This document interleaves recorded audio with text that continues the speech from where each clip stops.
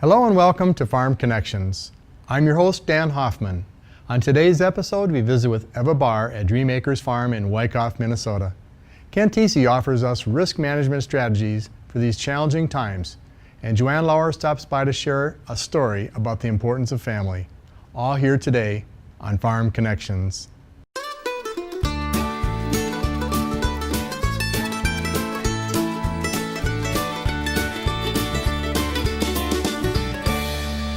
Welcome to Farm Connections with your host, Dan Hoffman. Farm Connections, sponsored by Alcorn Clean Fuel, a farmer-owned cooperative in Claremont, Minnesota, produces ethanol, high-protein livestock feed, and corn oil, and beverage-grade carbon dioxide for resale to benefit its members and their communities. Absolute Energy, a locally owned facility, produces 115 million gallons of ethanol annually, proudly supporting local economies in Iowa and Minnesota. Absolute Energy, adding value to the neighborhood.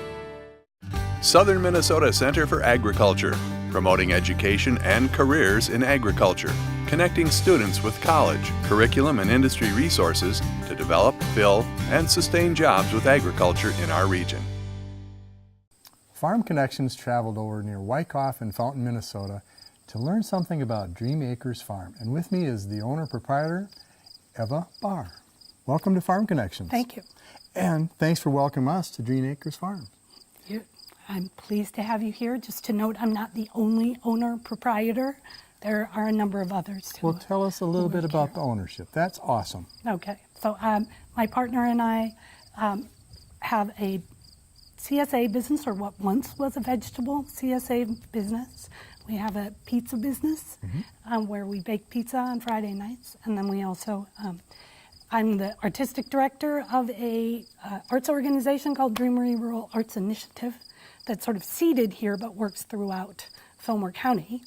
And then there's another family that lives on the farm, and they live down that way. So there are a bunch of people who sort of make things happen on Dream Acres.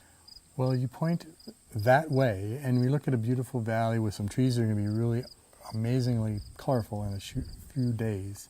Correct. Can you tell us a little bit about the topography and why you chose this as a spot for your farm? It's bluff country. It's beautiful. It's a surprising expanse when you're coming across cornfields, and all of a sudden it dips down into this open valley and river bottom. It's kind of gorgeous. So that's why we're here. Well, it is gorgeous, and it kind of has a family connection from what I heard from you talking earlier, maybe back to Grandpa. Yeah, my grandfather and grandmother were Nebraskans. They lived in Albert Lea. They loved traveling on weekends. They came over to Wykoff and felt like they had discovered a little paradise down the valley. And so as a kid, we would come to a couple miles down the valley where my grandparents built a cabin. So it's always been a second home here. So you got to return to your roots, so to speak. Yeah. I thank my grandparents for having a good sense of landscape. Tell me about the early days. You started in 1995? Mm-hmm. What was that like and what was here? This was oat field, all oat field, and there was a little shed down below that was a way of sort of salvaging what remained of the original barn. So it was a dairy barn. This was known as the Smith Farm. The Smith family lived here for decades, had 12 children, and their house was still standing, but it was not in repair. It was disrepair, essentially. And so we took down all the trees around the old shed and then made it functional as a storage shed. And then, we started planting vegetables, and we built an outhouse, which was the first thing we needed, and a greenhouse. And then we built our house, so over the course of 2 years. And then every year after that, we added some building that we needed out of necessity. You find as you're trying to farm small scale and off the grid that you need a lot of outbuildings. Surprisingly, for the goats, for the cow, we raise garlic, so we had to hang garlic, so we had to have space for that. Todd does blacksmithing, so we built a blacksmith shop off the end of the old shed, and then we put up a barn with performance in mind. So that connects to the performance series that we do in the barn almost every week. Every other week we have some sort of performance event, in the barn that connects with the Dreamery. For Theater. Arts Initiative. Yes. What's your favorite theater on your farm? Oh, goodness.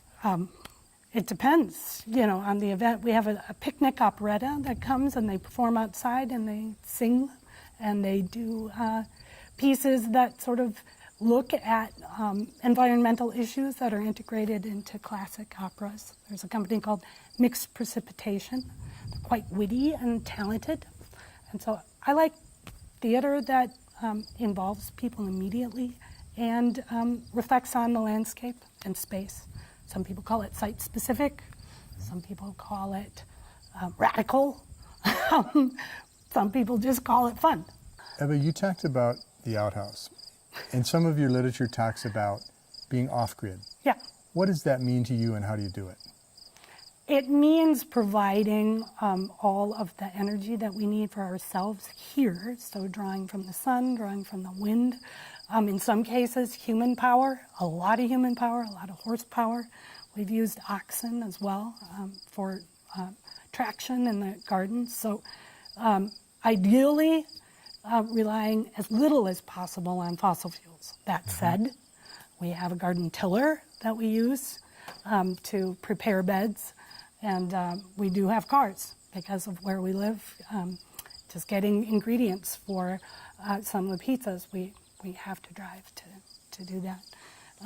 So there's a certain amount of transportation that we have to do. But as far as being self-contained in the energy realm on the farm, we're pretty good at that. Our kitchen is the first of its kind off-the-grid certified kitchen in Minnesota.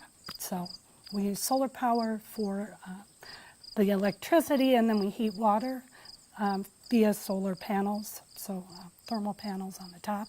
And then we've integrated water catchment systems to provide a bank of water for bathroom needs, but not through the shower. Toilet flushing, to be precise. Mm-hmm. And these are compromises that we worked with the Department of Health on. So they were ready to work with us on a unique project, but we had to exercise a bit of give and take to make it work. The range is fired or heated by? Gas. Like so we do LP? have natural gas, LP, right. And that was not negotiable. That makes sense.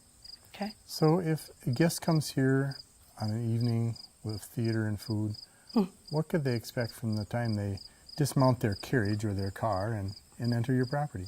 Well, they should expect to walk a little bit. It is a little bit sloped, and sometimes cars extend out to the road, so there's a bit of walking involved.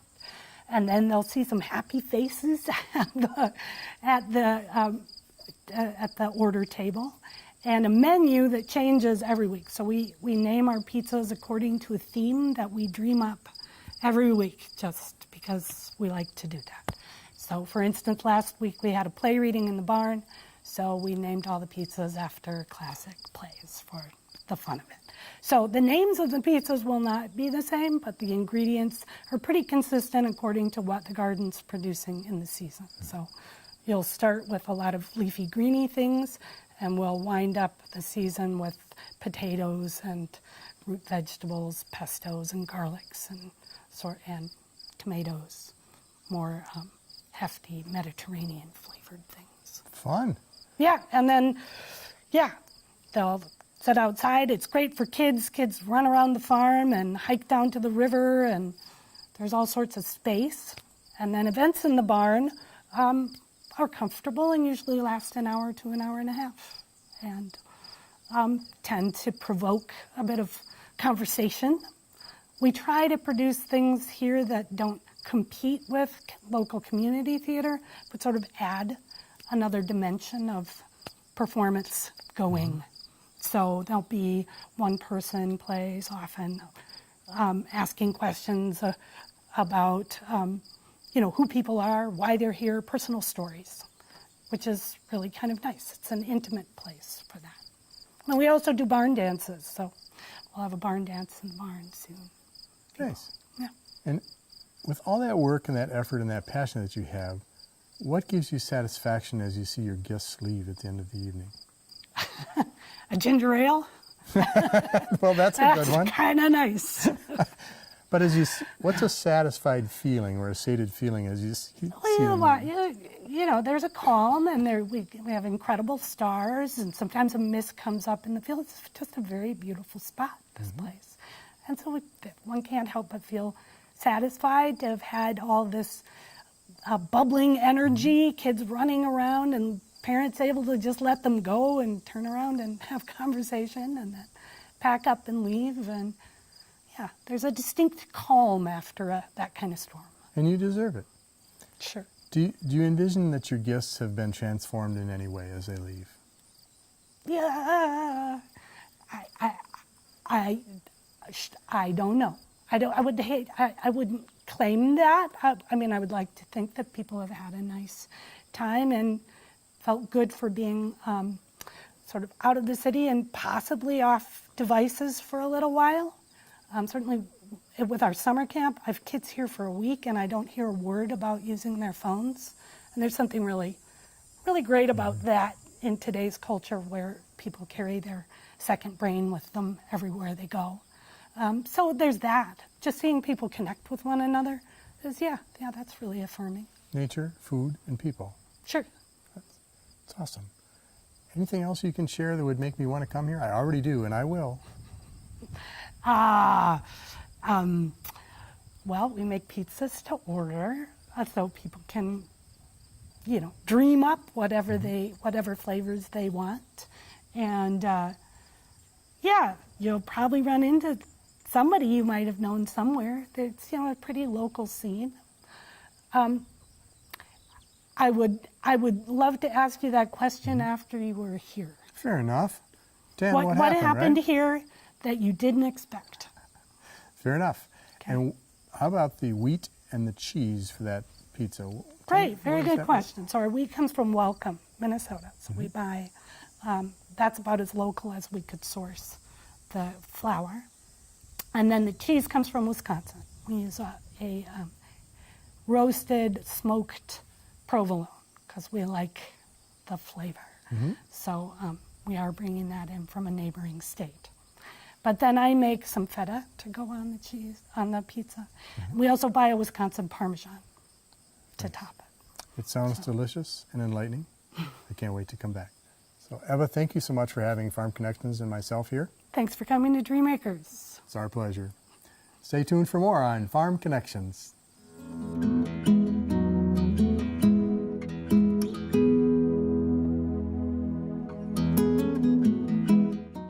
Hi, this is Kent Thiesse. Farm income levels have dropped considerably in the last few years from the near record levels that existed from 2010 to 2013. Farm operators have been challenged by low commodity prices and very tight profit margins in recent years. Fortunately, we had some record yields in many areas of the Midwest in the past couple of years, together with some timely profit opportunities in certain segments of the livestock industry that helped ease the financial stress temporarily. However, as we head into the rest of this year and look forward, the continued low commodity prices, together with some of the challenges with trade negotiations, will continue to put pressure on farm profitability. Most crop producers look for ways to reduce their input costs while maintaining strong yields. They look for ways to reduce crop input costs for fertilizer, seed, chemical, as well as other cash expenses. However, farmers need to be careful not to cut costs to a point where they start significantly reducing yield. Crop yields are still very important to overall profitability. Controlling land costs is another key for farm profitability. If farmers purchase a farm at too high a price and those payments are not sustainable, it can put substantial financial pressure on a farm. Similarly, paying too high a cash rental rates can ultimately affect the bottom line as far as profitability. A solid grain and livestock marketing plan is really a key to a good risk management plan on a farm. Farmers need to know their cost of production so they can lock in both input costs as well as lock in profitable market prices. Another thing that farmers really need to watch during difficult times is the amount they're spending on capital expenditures for machinery, facilities, and other farm improvements. Many times these expenditures come with loan commitments that need to be serviced over several years. Finally, as far as managing a farm, farmers need to pay attention to non-farm and family living expenses. Again, many times these can add up, and with growing costs of health insurance and others, can end up causing financial challenges in a farm operation. It appears that we will be in very tight profit margins and challenging financial times for several years to come. Communications between farm family members and partners in a farm business are very key when making future management decisions.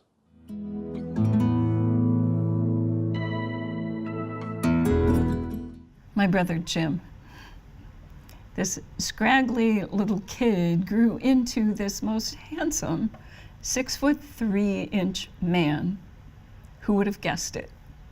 He became a pastor at Lord of Life Lutheran Church in New Jersey.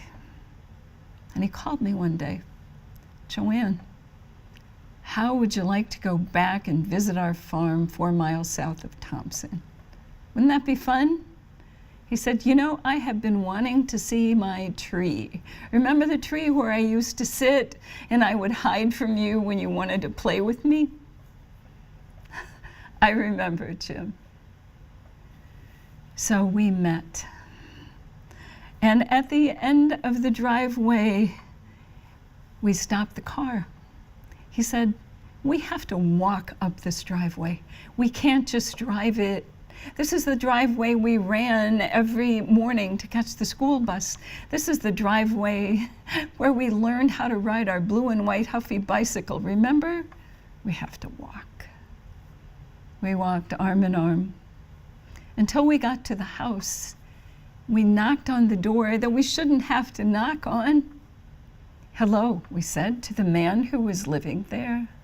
We're the Ostrander kids. We used to live here. Would you mind if we just kind of took a peek and went through the house once more? So graciously, he opened the door. Come on in, he said. Look everywhere you want.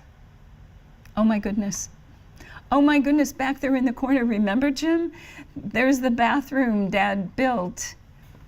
Just for me, I think. You know, but for you too, because it was no fun to sit out in the little house out back and worry about mice running across our bare toes. The bathroom. And upstairs, we went into our bedrooms. We went down to the basement. We explored every little corner of that house. And then out to the barn. Everybody's favorite building on the farm is the barn. And as we walked in, it was just like being kids again. There on the barn wall in back of where the cows were stanchioned, Sir Walter Raleigh cans. Yeah, they were Dad's filing system. He would put little notes into each can about each cow. Oh, Jim said, the haymow. Would you like to go up to the haymow with me? Well, some of the rungs on the ladder were broken, but we climbed up. Hey, grab a bale, he said. Can I tell you my story once more? Do you remember when I was in vocab class and I kind of wanted to play a trick on the vocab teacher? Yeah, Virgil Ellingson and I. Remember Virgil? He had red hair and freckles, and he was so mischievous. Of course, I wasn't, Jim said. It was that Friday that the vocab teacher asked Virgil and I to close up the vocab room, and I whispered to Virgil to leave open the south window just a little bit, and I'd be right back. So I drove home in my old Hudson. Remember the old brown Hudson? The kids called it the Bullet. It was built like a tank. I came home to the farm. I crawled up into this haymow and into three gunny sacks. I stuffed as many pigeons as were flying around as I could catch. I stuffed them into those gunny sacks and brought them back into the vocag room, and I let them spend the weekend there in the vocag room. Monday morning came, and Mr. Iverson wasn't so happy with all those pigeons. And he came around to every boy and asked who had done this, until he got to Virgil and me, and we said, oh no, we wouldn't do anything like that. He even called Mom, and Mom said, of course not, no son of mine would pull a prank like that. It was the most fun I ever had, Jim said.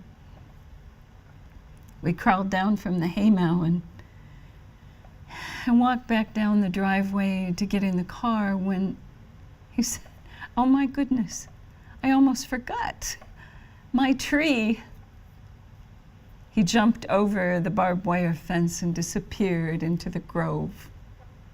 Gone for a long time.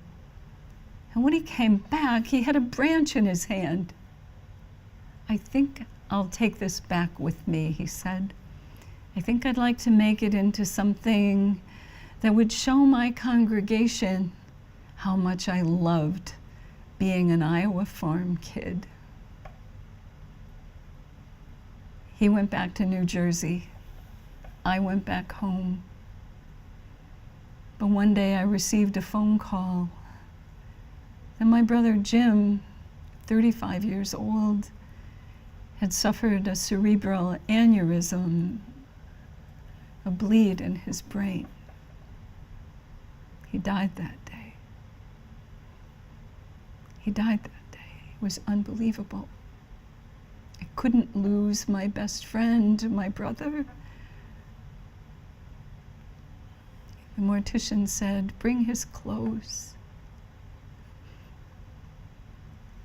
And as I went back into his study at Lord of Life Lutheran Church, there hanging over his long white robe was a cross made from the highest branch in his favorite tree. It was a wonderful day, a day filled with sunshine and memories and hollyhocks and purple clover. It was a day that I am so happy I didn't miss.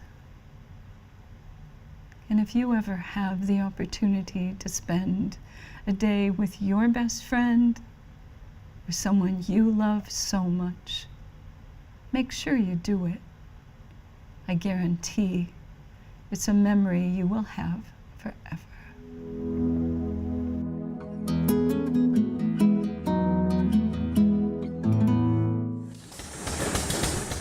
It seems we never get tired of celebrating the history of agriculture in this country, and music, classic tractors, and food are all part of it.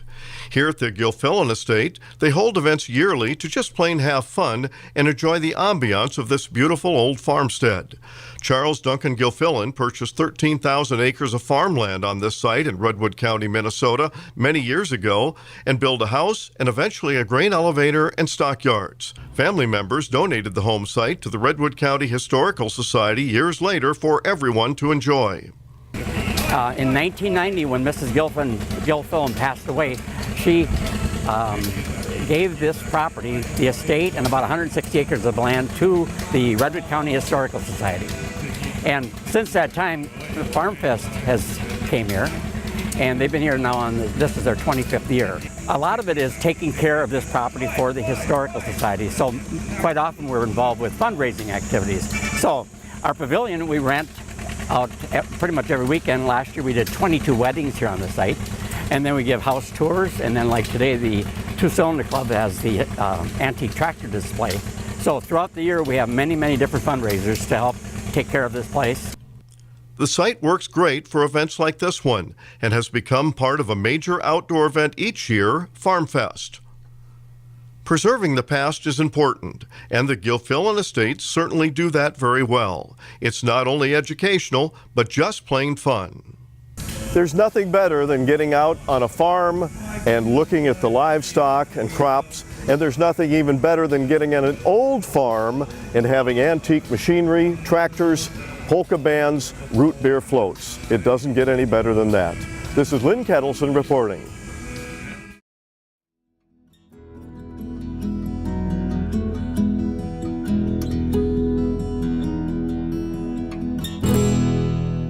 We are all faced with difficult circumstances in life. Work takes up an increasing amount of our daily routine, and we carry our stress like a burden. In times like these, it's important to remember to relax. Find some new friends, meet new people, share some stories. Sometimes you just need to get up and dance. It makes all that hard work much more rewarding.